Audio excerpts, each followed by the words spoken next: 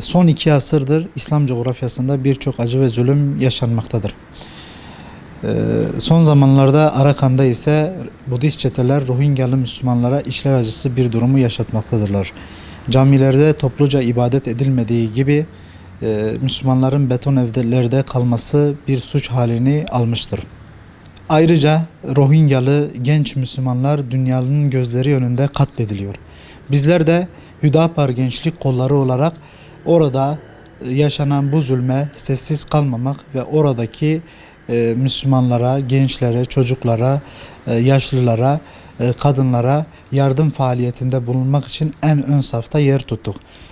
Yetimler Vakfı Genel Merkezi ile yaptığımız ortak çalışma sonucunda bizler de bu yardım faaliyetinde yer edindik. Burada tüm genç kardeşlerime seslenmek istiyorum.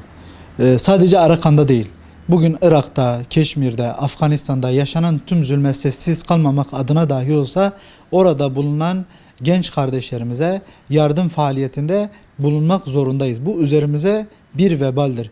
Bu Müslümanlığımızın bir sorumluluğudur. Bizler insani olarak bu yardımlarda sürekli bulunacağız ve tüm gençleri de bu yardım faaliyetinde bulunması için çağrıda bulunuyoruz. Son olarak tüm genç Müslüman kardeşlerime seslenmek istiyorum.